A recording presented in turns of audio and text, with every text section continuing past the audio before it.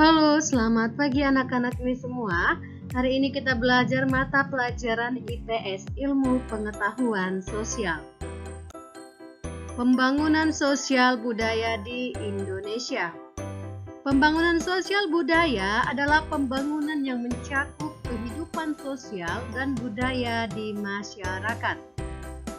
Pembangunan sosial budaya dirancang untuk meningkatkan taraf hidup masyarakat di dalamnya. Contoh dukungan terhadap pembangunan sosial, membeli produk dalam negeri. Keragaman sosial budaya Indonesia dan manfaatnya. Indonesia kaya akan keragaman sosial budaya. Keragaman yang ada menjadi modal dalam pembangunan sosial. Contoh manfaat keragaman sosial budaya Indonesia. Yang pertama, menumbuhkan rasa nasionalisme atau rasa cinta akan tanah air. Yang kedua, sebagai identitas bangsa di mata internasional. Yang ketiga, memupuk sikap toleransi sehingga persatuan Indonesia tetap terjaga. Kemudian yang keempat, sebagai ikon pariwisata sehingga menambah pendapatan nasional. Lalu yang kelima, sebagai sumber pengetahuan dunia. Nah, coba sekarang kamu perhatikan gambar yang ada pada slide ini. Keragaman sosial budaya Indonesia sebagai modal pembangunan nasional. Setujukah kamu dengan pernyataan tersebut? Iya, Miss rasa kita setuju dengan hal tersebut.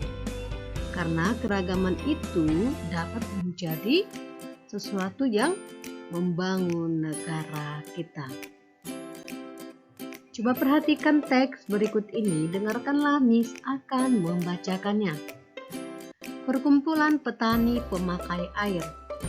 Saat kita berbicara tentang buah-buahan lokal, kita berbicara tentang keberadaan petani lokal di dalam sebuah daerah. Membeli buah-buahan atau sayuran lokal berarti membantu memberdayakan petani. Ternyata saat ini banyak petani yang bergabung dalam sebuah organisasi perkumpulan petani pemakai air atau yang dikenal dengan P3A. Setiap desa yang memiliki area irigasi dianjurkan membentuk organisasi P3A.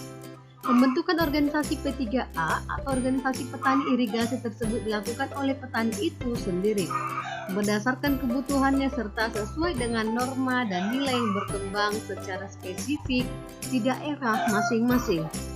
Organisasi petani irigasi P3A tidak tergantung pada pihak luar, berkembang secara perlahan dan bertahap dan berusaha untuk membiayai diri sendiri sesuai dengan kemampuan para anggotanya. Organisasi ini boleh menerima bantuan tetapi tidak boleh menggantungkan diri dari bantuan.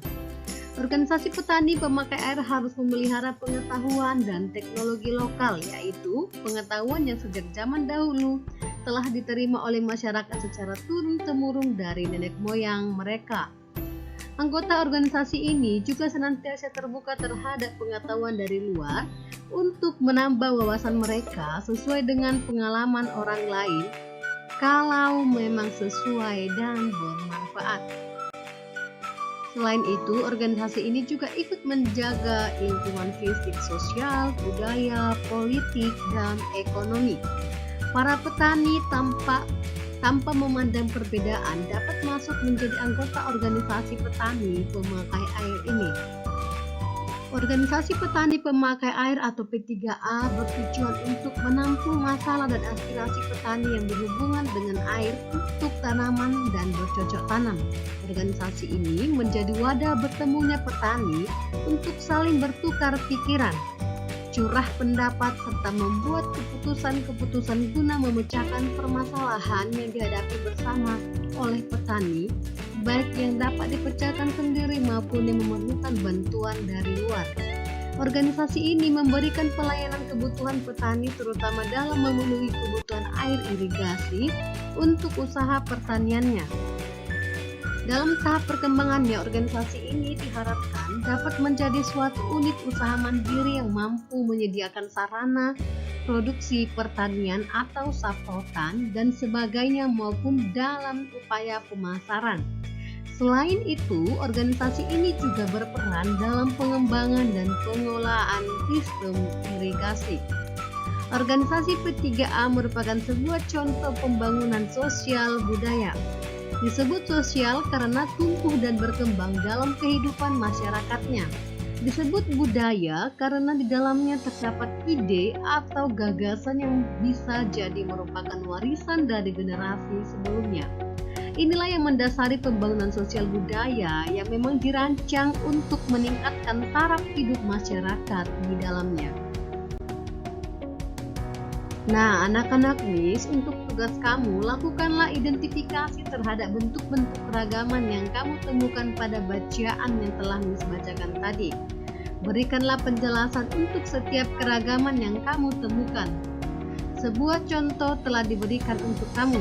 Miss berikan contoh yang pertama, yaitu organisasi P3A dibentuk oleh petani itu sendiri berdasarkan kebutuhannya serta sesuai dengan norma dan nilai yang berkembang secara spesifik di daerah masing-masing.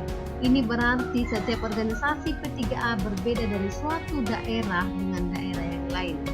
Nah, jadi kamu lakukan seminimalnya 2 identifikasi seperti yang Miss buatkan ini.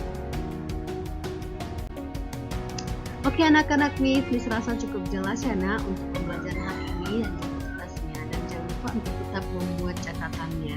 Demikianlah pembelajaran kita pada pagi hari ini. Tetap semangat untuk mengerjakan tugas dan juga untuk membuat catatannya.